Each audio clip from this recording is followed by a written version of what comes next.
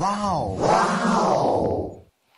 Hej og velkommen til Farmorhuset her hos farmor.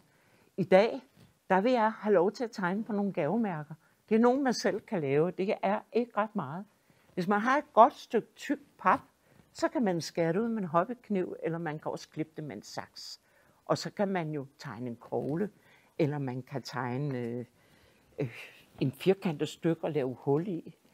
Eller man kan tegne hvad som helst og klippe det ud. Og så kan man male på det. Og her der har jeg valgt at male nogle julemotiver på et stykke koglepap.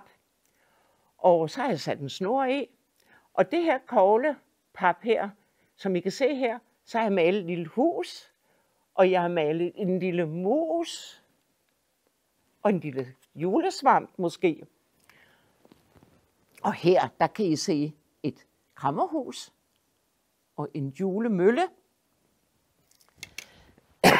Og her, det er nok der, hvor jeg har været allermest størst kunstner.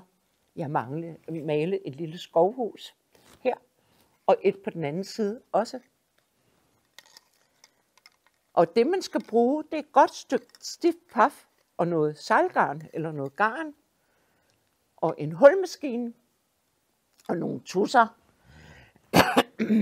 Her har jeg så valgt at bruge nogle Posca-tusser, fordi det er sådan en slags akryltusser. Det er jo heldigt at have. Man kan også bruge ganske almindelige tusser, eller maling, eller hvad man har. Og så kan man jo bare gå i gang. Nu har jeg jo nogle af de her gavemærker i forvejen, men som jeg sagde lige før, så kan et godt stykke tykt pap altså bruges til det her.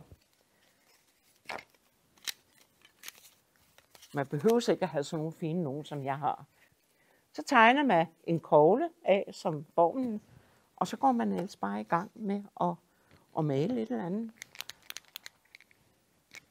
Ikke? Nu maler jeg bare noget tilfældigt. Sådan. Vi kan kalde ham en sprallemand. En julesprallemand, der er grøn.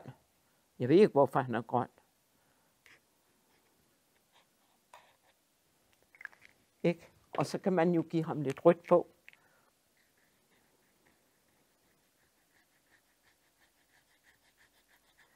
Og så kan man jo gøre det, at man skriver på den anden side, så skriver jeg til mor fra julemanden.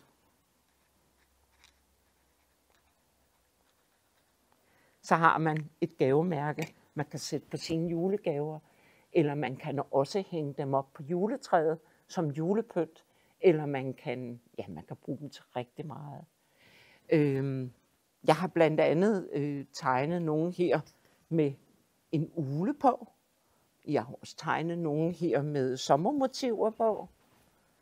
Og jeg har tegnet en her med et sejlskib på og en drage. Og man kan jo finde en gren ude i skoven, og så kan man jo sætte sådan nogle gavemærker på, man selv sidder og maler og tegner af tykt pap. Tak for, I så med.